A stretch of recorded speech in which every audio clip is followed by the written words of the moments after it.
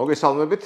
ეს არის გადაცემა სოხუმი თბილისი. დღეს ჩვენ ვისაუბრებთ აფხაზეთში გამართულ ეგრეთ წოდებული საპრეზიდენტო არჩევნების მეორე ტურზე და მის შედეგებზე. დღეს ჩვენი სტუმარი გახლავთ ვანო აბრამიშვილი, კავკასიური სახლის მშვიდობის პროგრამის ხელმძღვანელი. მოგესალმებით ვანო. მოგესალმებით. ჯერ შევახსენებ კიდევ ერთხელ ჩვენს მაყურებელს და მსმენელს, რომ ჩვენი გადაცემა გახლავთ აფხაზეთის საინფორმაციო ანალიტიკური ცენტრის პროექტი. ჩვენი ყურება შეიძლება ყველა პლატფორმაზე, როგორც არის YouTube, TikTok, Facebook-ში. რა თქმა უნდა, ჩვენი თემა იქნება აფხაზეთში ჩავლილი მეორე ტური, ეგრეთ წოდებული საპრეზიდენტო არჩევნების. გუმბა გავიდა და ეს ალბათ მოსალოდნელი იყო, იმიტომ რომ ახლა როცა ბოლოს ლავროვი მიგიღებს და აშკარად გიჭერს ხალხს კრემლიდან გამომდინარე. ეს თავისთავად ცხადია ძალიან ბევრს ნიშნავს და კიდევ ერთი ძალიან მნიშვნელოვანი მომენტი იყო, გამოიკვეთა განსაკუთრებით აი მეორე ტურამდე. ადგილობრივი აფხაზეთში მცხოვრები ეთნიკური სომხების დამოკიდებულება. ისინი აშკარად უჭერდნენ მხარს გუმბას, მოხდა აშკარად გაჟონო მე მგონი საგანგებოდ რაღაცა ჩანაწერები, სადაც არზიმბა შტაბის წევრები სომხებს მაგრამ კარგად არ მოიხსენიებენ. პლუს ამას დაემატა პროპაგანდა, რომ არზიმბა თურქების მხარდაჭერილია და ეს გასაგებია ხო მოქმედებს ხო ზოგადად ნებისმიერ ალბათ სომხებზე. ხო და აი ამის ფონზე როგორ გონია შენ რამდენად აქვს შანსი ახლა გუმბას რომ გაატანოს ბოლომდე.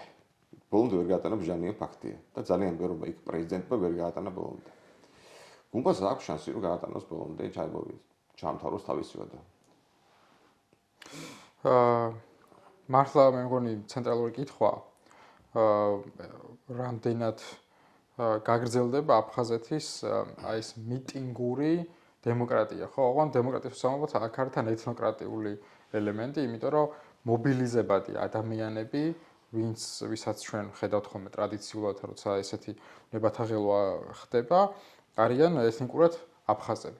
აქედან გამომდინარე, აი ეს მობილიზებადი ადამიანები ეხლა შემოვლენ უკვე ასპარეზზე, შესაბამისად ის რომ ის უჩინარი, ესე ვთქვათ, მასა ადამიანებისა, ვინც მიცახმა de facto არჩევნებში, განსაკუთრებით გამოკვეთილად იყო, ხო, ესე იგი რაღაცა თითქოს ეთნიკური ნიშნით, აი განსაკუთრებით სომხებში, როცა აბსოლუტურმა უმრავლესობამ ახლა გუმბას დაუჭირა მხარს. შესაბამისად, მათ თავისად თქმით თქვეს, მაგრამ ეხლა ტრადიციული აი ეს მიტინგო დემოკრატია დაიწყება აფხაზეთში და სხვადასხვის წესით დავიგეთ, ეხლა მართალია იქ არ ტარდება სანდო რაღაცა აღწერები მოსახლეობის, მაგრამ ალბათ ეთნიკური აფხაზები უმცირესობაა, ხო? კი. და ამის გამო არა, სწორედ არ არის გამოქვეყნებული ის საყოველთაო აღწერა, რომელიც რეალურად ჩატარებული არის. ანუ უმცირესობა გამოდის მე ქუჩაში, შეიძლება დაამხოს უმრავლესობის მიერ არჩეული მთავრობა. თუმცა ხა იქაც ადგილობრივი კონსტიტუციაც ხო ეგრეა მოწყობილი, რომ მაგალითად მთელი პრივილეგია, ანუ ეს ხო ეთნიკურობაზე დაფუძნებული პრივილეგირებული დემოკრატია, ესე ვთქვათ, ხო, ეს არ არის საყოველთაო. ეთნომიტინგური დემოკრატია, ახალი ტერმინი შეიძლება გავამკვიდროთ. და შესაბამისად ეხლა სწორედ აი ამ ხალხის, რა თქმა უნდა, ასპარეზზე გამოსვლის პერიოდია, მით უმეტეს არანაირი მოლოდინი არ არის, რომ ის გაჭედილი, ესე ვთქვათ, სადავო კანონპროექტები, ხო, რაღაცნაირად განსაკუთრებით დაიხვეწება ან შერბილდება, ხო, პირიქით ეს არის წმინდად ვალდებულება აღებულია აფხაზურ მხრიდან, რომელიც უნდა შესრულდეს. ჩვენ გაგიყვანეთ ჩემ პრეზიდენტად, ეტყვიან მას კრემლიდან. ეხლა კეთილინებად დააბრუნა იქ პროექტები და თავისთავად ცხადია, ეხლა მივდივართ ლოგიკურ შეკითხვამდე. კანონპროექტებს შეაბრუნებენ პარლამენტში, რა თქმა უნდა, იქნება პროტესტი. ხო. არის შანსი, რომ ამ პროტესტმა ისე იგუშაოს, ამას ეხლა ამაში გულისხმობ დავაკონკრეტებ. შაშა როცა ჩაშალეს ამ კანონპროექტის განხილვა, რომ შეიჭრნენ პარლამენტში, შეანგრიეს სიშკარი და ასე შემდეგ. მაშინ ეს ადგილვარძება იყო, აშკარად ძლიერი პოზიციები ჰქონდა და ერთ-ერთი და მეორეც მე მგონი ფულით დაიხარჯა ამ აქციებში როგორც ჩანს. ეხლა ამ ფონზე როცა არზიმბამ აღიარა აშკარად წყნარად არჩევნებში დამარცხება და სხვა შორის საკმაოდ უცნაური იყო, ეხლა მაქვს შანსი ან ვინმე სხვა ოპოზიციას, საერთოდ ჩანს ოპოზიციაში მე ძლიერი ფიგურა, რომ აი ხა შეეძლოს რომ გამოიყენოს ხალხი ისევ ქუჩაში და ისევ ჩაშალოს ამ კანონპროექტების გატანა. მე მგონი ჩვენ ზოგადად აი კან კვარჩიას და ლევან მიქავას სახით საინტერესო ფენომენი მივიღეთ აფხაზურ ოპოზიციაში. ადამიანები, რომელთაც უკვე ჩამორთმეული აქვთ ეს რუსული მოქალაქეობა, ანუ მოკლედ ესე ვთქვათ, შეიძლება დასაკარგი ბევრი რაღაც არაფერი ქონდეთ და ისინი მოგვევლიდნენ უკვე რაღაცა სულ სხვა რაკურსით ამ მიტინგების ავანგარდში. ეს იმიტომ რომ თვითონ კვარჩიაც როგორც ჩანდა, ასე უნდა კიდეც დაყენება თავის კანდიდატურის, ასევე მე იყო მის კომენტარები, რომ ჩვენ არ დაუშვებთ, ვინც არ უნდა იყოს, მათ შორის ალბათ ხარწინგის მომენტიც იგულისხმა, რომ აი გარედან იმისთვის არ გვიომია, იმისთვის არ ესე იგი დაგუყრია სისხლი, რომ გარედან მართული პრეზიდენტი ყავდეს, ხო? შესაბამისად, მე მგონია, რომ ეხა იმ ადამიანებს ექნება თავისი ამბიციები და შეიძლება რესურსი ხარდაჭერა.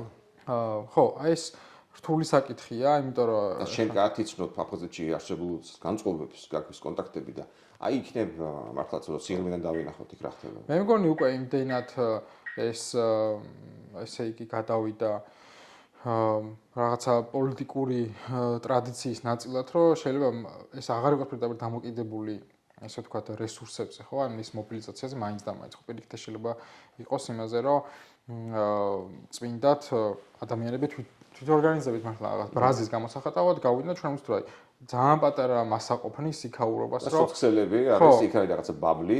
კი. და ეს ბაბლი ძალიან მოდის გარეთ, კი.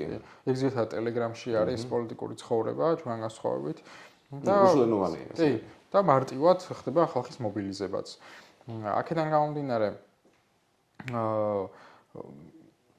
ეს არ უნდა გამოურიცხოთ, ეს ფენომენი რომ შეიძლება არძიმბა აღარ იყოს ახლა იქ წამყვანი ფიგურა, მაგრამ ხო, პირდაპირ რესურსებთანაც მაშინ მე ამას ვერ დავინახავდი რა. საინტერესოა ნამდვილად და კიდევ ერთი მომენტია, თუ არძიმბა გამოეცლება და გამოჩნდებიან ის ადამიანები, ვინც ჩანკვარჩია და მიქავა. ხო, ისინი თუ გამოჩნდებიან, შეიძლება გაქრეს ის ესე თქვა არძიმბას ბუღაც, ხო, თურქეთი აქ ჩაბული. შეიძლება ესეც გაქრეს, ეს ძალიან საინტერესოა. და სხვა შორის კიდე აქ რა ძალიან მნიშვნელოვანი ხარ. ახლა შენ ახსენეს ორი ახალი თაობის პოლიტიკოსი გამოიკვეთა საარჩევნო კამპანიის დროს, რომ ეს კანდიდატები იყვნენ ესე ვთქვათ ახალი თაობის წარმომადგენლები. მე გაგებით რომ ომის თაობა აღარ არის უკვე პოლიტიკაში ჩართული აფხაზეთში არა და თუმცა ანქვაბიც უკვე აღარ არის პრემიერ-მინისტრი, რას მომესწარით არა. დაინიშნა სულ სხვა დელბა მის ნაცვლად. ანუ ომთან შეხება ამ ხალხს არ ქონია. ეს რაიმნაირად შეცვლის როგორ ეხა ვიცი ეხა ცოტა შეიძლება ზემეთი ილუზიები შეიძლება ჟღერდეს ჩემს შეკითხვაში მაგრამ ეს მაინც ოდესღაც ხომ შეიცვალოს განწყობა დამოკიდებულება თბილისის მიმართ ჩვენს მიმართ ხო დამთავრდეს და აი ამაში ითამაშებს რაიმე როლს ის რომ არა ომის თაობა მოდის ეხლა იქ მართლობაში რა მართლობაც არის ხო პირველი ესეთი ფენომენი ზოგადად ქართულ აფხაზურ რეალობაში გაიჟღერა სწორედ სააკაშვილს იმიტომ რომ ეს იყო ადამიანი რომელმაც პირიქით ჩაანაცვლა შევარდნაძე რომელს უკავშირდება ეხლა ომის პერიოდი და ვითომ აი ახალი თაობის პოლიტიკოსი და ასე შემდეგ ხო მაგრამ აი ახალი თაობის პოლიტიკოსობა არ უდრის პროგრესულობას ეს მე მგონი ძალიან გამოცდილი ფენომენი არის არა მარტო ჩვენთან ყველგან და ხშირ შემთხვევაში მე რასაც ვაკვირდები ქართულ-აფხაზურ ურთიერთობაში ის ხალხი ვისაც იგივე ომთან არ ქონია შეხება ამას შემდეგ შეიძლება პირიქით უფრო მეტად ცდილობდეს თავი ამის კომპლექსი ქონდეს და ეს პირიქით უარის შედეგის მომტანი იყოს ხო უფრო მეტი მითოლოგიზაცია მოახდინოს უფრო მეტი რადიკალური ესე ვთქვათ, განცხადებები გააკეთოს ნაბიჯები და შემდეგ პირიქით ამან არ შეუწყოს ხელი. ერთიც არის მოდი ვთქვათ, ვინც ომში არ ყოფილა, ეს უბედურება არ უნახავს, შეიძლება რომანტიკულად უყურებდეს ომს, არა? და რა თქმა უნდა. მეტი არის, ესე ვთქვათ, მეტი აგრესია გამოვლინოს. არის ეს ყველაფერი და შესაბამისად პირიქით ეს არ არის ავტომატურად რაიმეს მანიშნებელი. ხო, გასაგებია. ანუ მაგალითად ილუზიები მაინც რა თქმა უნდა არ უნდა კონდეს. მაგრამ მაინც საზოგადოება ხო იცვლება მაინც ასე თუ ისე შედარებით იქ. იგივე ინტერნეტთან წვდომა რაც მადლობა ღმერთს იქ არსებობს არ ანგრევს ეს ინტერნეტთან წვდომა მათ სტერეოტიპებს თანთანობით თუ ჯერ იქამდე ვერ მიდიან იმიტომ რომ ეს ინტერნეტში კი შედიან მაგრამ როგორც წესი რუსულენოვან ასე ვთქვათ რესურსებზე არიან ხო ჩამოკიდებულები შეიძლება აქედან გამომდინარე არ ინგრევს მარტივად ხო ეს სტერეოტიპები არ სუსტდება იქ ალბათ რუსული პროპაგანდა რა აქედან გამომდინარე კი, ანუ რუსული ფიქრობ ეს ანტირუსული განწყობები ხოლმე იზრდება ისევ და ისევ რუსეთის მიერ გადადგმული ნაბიჯების გამო. და არა ესე იგი იმის გამო რომ მაგალითად აი ქართულ-აფხაზურ ურთიერთობები რაიმე ფორმით პოზიტიურ დინამიკას იწენს. მე ისე არ მემაჩნია ესე ვერ ხედავ სამწუხაროდ და ერთ-ერთი ყველაზე დიდი ბზარი სწორედ უკრაინის ომმა იმის გამო გააჩინა, რომ თავიდან იყო ძალიან დიდი შიში, რომ არ დაწყებული ყო ამ ხალხის გაწევაც. ხო, შესაბამისად ესე იგი ნდობა არ არის იმისა, რომ ეს ადამიანები არ იყვნენ გამოყენებული წმინდად რაღაცა, როგორც ცოცხალი ძალა, ხო, როცა საჭიროა იგივე როგორც აფხაზეთის აგერ სანაპირო ჩვენ ნახეთ იგივე სოჭის ოლიმპიადის დროს როგორ იყო წმინდად რაღაცა ბუნებრივი რესურსი ინერტულ მასალად აღქმული, ხო, იგივე ყირიმის ხიდის აშენებისას და ასე შემდეგ. ხო, როცა ჭირდება, რუსეთს ამ ყველაფერს იყენებს სათავისოდ. შესაბამისად, ისევ აი ამაზე ხდება ხოლმე აქედან გამომდინარეობს ეს ანტირუსული განწყობების ზრდა და შიში და უნდობლობა, ვიდრე ის, რომ ეხლა რაღაცა ალტერნატივად განიხილავდნენ თბილისს ამ ურთიერთობებში. ამიტომ ეს მე მგონი საფიქრალია ჩვენთან, როგორ შეიძლება ამ ყველაფრის სწორად გადათარგმნა ამ ურთიერთობების რაღაც მხრივ უფრო ესე იგი ორ მხრივად სასიკეთოდ გამოსაყენებლად. შესაბამისად, ეხლა მე ვერ ხედავ მაინცსა და მაინც რაიმე ესეთი ტიპის საფუძველს, რომ აფხაზეთმა დააღწიოს მაინც ამ ყველაფრის მიუხედავად აი ამ რუსულ ნარატივებს, პროპაგანდას და ასე შემდეგ, იმიტომ რომ საფუძველი განსაკუთრებით ახალგაზრდა თაობაში, რაც ისინი იზრდებიან, აი რომ ნახოთ თქვენ სახელმძღვანელოები აფხაზური. ისეთ პატარა პერიოდს ისტორიაში, ხო, როგორც არის მაგალითად აი ეს ომის პერიოდი, დათმობილი აქვს დაახლოებით 50-მდე გვერდი. შედარების ვსვავებ, ქართულ სახელმძღვანელოებს რო ავიღოთ, აქ არის რაღაცა 3-4 გვერდი შეიძლება, ხო, რაღაც უახლეს პერიოდის აი ამ მონაკვეთს. ხოდა იქ აი მართლა დღეების მიხედვით რაღაცა შედარების მიხედვით არის იმდენად კვლავ ნაწარმოები არის ეთნიკური სტერეოტიპები, რაღაცა ზიზღით ესე ვთქვათ, ხო, რომ არ არის მარტივი, მე ამას თავი დაახცე. მიზანმიმართულად ხდება ისე, რომ აფხაზური ეროვნული იდენტობა დაიფუძნოს ქართველებთან ომის ნარატივს. რა თქმა უნდა, ეს თავის დროზე ესე ვთქვათ, აი ეს მუჰაჯირობა, რომელიც იყო ძალიან ტრამული, ჩანაცვლდა უახლესი აი ამ ისტორიით, რომელიც არის ასევე ტრამული.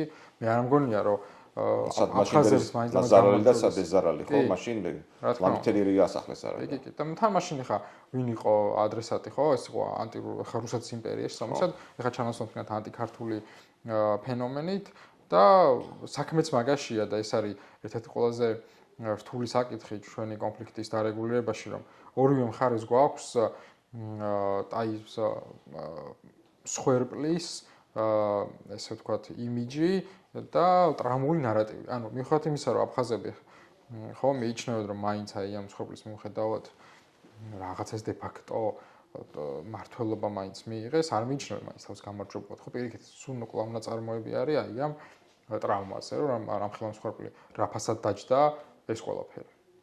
დი, ხო, ნუ როცა გელაპარაკებიან, არ ჩანს იქ რომ გამარჯვებულები არიან. პირიქით, პრეტენზიები. ოღონდ არა პრეტენზიები გამარჯვებული დამარცხებულთან, არამედ როგორც დამარცხებულს რეალური ეს პრეტენზიები არის ხოლმე. მაინც ეს დიდისა და სუსტის ნარატივშია დარჩენილი, ხო? სუსტად ესე. და მე ჩვენი კალიბრის შესაბამისად, ჩვენთვის რუსეთი არის მე უკვე ეს დიდი, ხო? აქედან გამომდინარე, აი ეს ბმა არ არის კლასიკური კონფლიქტის გამარჯვებული დამარცხებული და ეს გამოწვევა არის რეალურად რა, თუ კლასიკური ფორმულები ვერ ერგება ჩვენს კონფლიქტს. აქედან გამომდინარე. კი, ნახმები. ეხლა იქ მოსაოდნელი არის მალე ჩატარდება. მოსაოდნელია, დანიშნული არის უпроსწორად. ადგილობრივი არჩევნები და როგორ ფიქრობ, აი ეხლა მარცხის ფონზე რაც განიცადა აღძინბამ. ვინმე აქვს რაიმე შანსი ოპოზიციას, ეხლა მიხაილ კვარჩია, კი მესმის ახალი თაობის პოლიტიკოსები, მაგრამ ერთია რომ მათ სიტყვაზე ტელეგრამით დარაზმონ ხალხიდან გამოიყვანონ ქუჩაში. მაგრამ მეორეა რომ არჩევნებში მიიღო მონაწილეობა წარმატებულად, ხო, რაღაცას მიაღწია, იმიტომ რომ არჩევნებს ნამდვილად უნდა რესურსები დამეთანხმები. ხო და შესაბამისად აი ამ ფონზე როცა გუმბამ გაიმარჯვა კრემლის აშკარა მხარდაჭერით და აღძინდა მაგიარა დამარცხება საკმაოდ მარტივად, რაიმე შანსი ჩანს იქ ოპოზიცია იბრძოლებს, იმიტომ ჩვენ ხო მიჩვეულები ვართ იმას, რომ ეს აფხაზური დემოკრატია საკმაოდ ესეთი ფეთქავია, ხო? მიტინგო ეთნოდემოკრატია ესეთია, ხო? აი სულ არ ისვენებს, ხო? სულ ფეთქავს. მაგრამ მოსაოდნელი არის კიდე რაიმე ხა საინტერესო მომენტები, გულგონია მოგდანა არჩევნებზე რაც იგივე. მე მგონია რომ აი აფხაზეთის რეალობაში ხოლმე ძალიან მნიშვნელოვანია იგივე ვინ იქნება სოხუმის მერი, დე ფაქტო მერი. და შესაბამისად აი ესეთ ცენტრალურ ქალაქებზე თუ გაკეთდა აქცენტი, შეიძლება კონდეს ამ არჩევნებს, იქ დე-ფაქტო არჩევნებს მნიშვნელობა და პოლიტიკური ღირებულება, ხო? კარტფომ და აქვს ხომის არჩევნებს, მაგრამ აქ შანსი ოპოზიციას უკვე გონია. ну, იმ ესე ვთქვათ, გააჩნია, ახლა მე მგონია რუსეთთან ამხელა ის აღარ იქნება. ხარდაჭერა იგივე პროსახელმწიფო ძალებს. შესაბამისად, პირიქით შეიძლება ქონდეს კიდეც თავისი ასევე ახალი რაღაც ნარატივების გატესტვის საშუალებაც კი ამ არჩევნებზე ოპოზიციას, ასე რომ მე მგონია რომ ეს მარტივად არ დემორალიზდებიან და არ დანებდებიან. იმიტომ რომ იქ ისეთი ვითარებაა, რომ მართლა არავინ არასდროს არ იცის, როდის წარმოიშვება ისევ ხელსაყრელი მომენტი. ხო, მithumetes ვიცით რომ უფრო დიდ სურათში რუსეთს მაინც ნებისმიერ ადამიანთან შეუძლია რომ მორიგდეს და თავის პირობები წაუყენოს.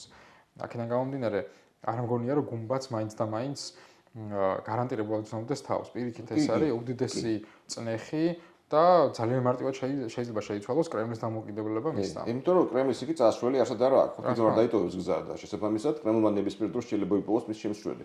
თუ ვერ შეასრულებს დავალებას, ვერ გაიტანს ამ კანონებს, თავისთავად ცხადია, წავა შემსვლელი ზებნა. კი. და ახლა კიდევ ძალიან საინტერესო მომენტი რაც გამოიკვეთა აი ამ ბოლომად ერწოდებულ არჩევნებზე. საქმეში ჩაერია რუსეთის პროკურატურა. ანუ აღიძრა საქმეები იმათ წინააღმდეგ, ვინც ემუქრებოდა ადგილობრივ სომხებს და კიდევ აღიძრა საქმეები ინციდენტი, რომელიც მოხდა ერთ-ერთ საარჩევნო უბანზე, სროლები და ისი ხო? ანუ რუსეთი ასე მეგონი არ ყოფილა ჩარეული ასეთ დონეზე აფხაზეთში არასოდეს. პროკურატურა პირდაპირ ემუქრება იქ მაცხოვრებლებს. იმათ ვინც ესეთი წინ აღუდგა რაღაცნაირად რუსეთის ნებას, რუსეთის სასურველ კანდიდატს, გუმბას შეიჭრა საარჩევნო უბანზე და ემუქრა ადგილობრივ სომეხ მოსახლეობას, რომელიც გუმბას უჭერდა მხარს. ისე და ისე ვუნდები იმას, რომ შენ იქაურ საზოგადოებაში განწყობას იცნობ. ამაზე რაიმე რეაგირება არსებობს, ახლა ესეთი პირდაპირ ჩარევა რომელიც გავს, არაფერი არ მოხდა იქაც კი. ეს ძალიან აგონებს მაშინ, როდესაც ალბათ 1 წლის წინ იყო ესეთი ხელშეკრულება თითქოს, რომ აი რამე კრიზისების შემთხვევაში როსგვარდიას შეეძლო აფხაზეთში შესვლა და ამას მოყვა აი საშინელი რეაქცია იქ აფხაზური საზოგადოებისგან, ხო?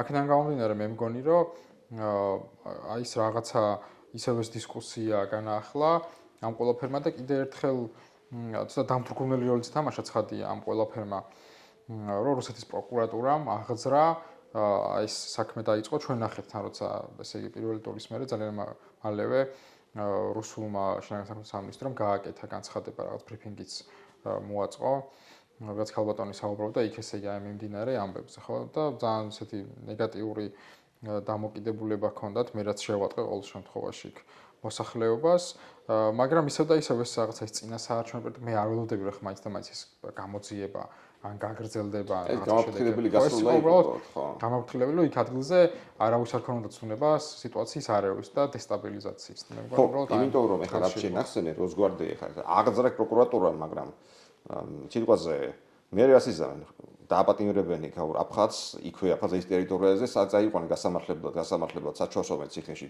სოხუმში თუ რა ვიცი ჩელიაბინსკში თუ სოჩაში ძალიან რთული თემაა ეგ მართლა ხო მართლა როსგვარდიას ესე მარტივად მეგონი არ შეიყვანენ თუმცა მოდი ახლა გვახსენეთ დაუშვათ დაიძაბა ძალიან ვითარება გუმბას წინამდე ზაირაზმა ხალხი და რაზმეს ამ ახალგაზრდა პუბლიკოსმა არჩევნები იქავა და საქმე მივიდა რაღაც აფხაზურ მაიდანამდე რა ვიცი ხო რუსგვარდია რა არ შევა რამე რომ იყოს თუ აქამდე მივიდა საქმე კიდევ ერთ გაატრიალებამდე მეგონია აი ისევ დამოკიდებულია ხოლმე მაგ დროს კრიზისის სიღრმისეულობაზე თემაზე რაზია ეს კრიზისი ამ კანონებზე იქნება ცხადია ხო ცხადია ამ კანონებზე იქნება მაგრამ ასევე გააჩნია მაყურებლისთვის ეს კანონები ეხება იმას რომ რუსეთს კონდეს საშუალება რომ შეიძინოს აფხაზეთში მიწა და უძრავი ქონება ხო აი ჩვენ მაგალითად ასე უნდა დავაკვირდეთ ახლა თვითონ რუსებმა თქვეს რომ მოდიფიცირებული იქნება ეს კანონები აფხაზური მხარის ინტერესები უფრო მეტად გათვალისწინებული იქნება ასე რომ მაინც სანახავი გვაქვს რას მოიცავს ეს და ასევე ჩვენ უნდა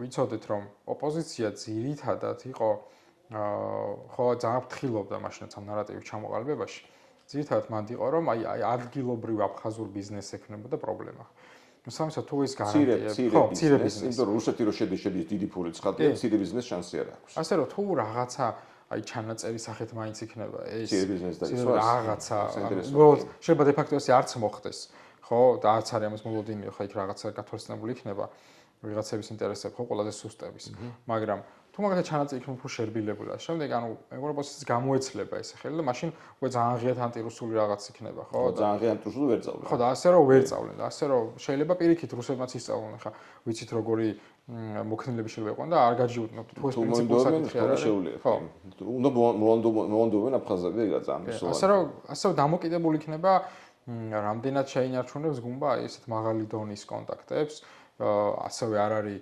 ხელწამოსაკრავია და რუსებთან, ხო, ასევე არ არის ხელწამოსაკრავი თვითონ კირიენკო, რომელიც ესე ვიცით, ხო, მაღალი კარიერის, ხო, მენეჯერი, ასე ვთქვათ და ბიუროკრატი, იგივე ელცინის თავრობიდან მოყოლებული.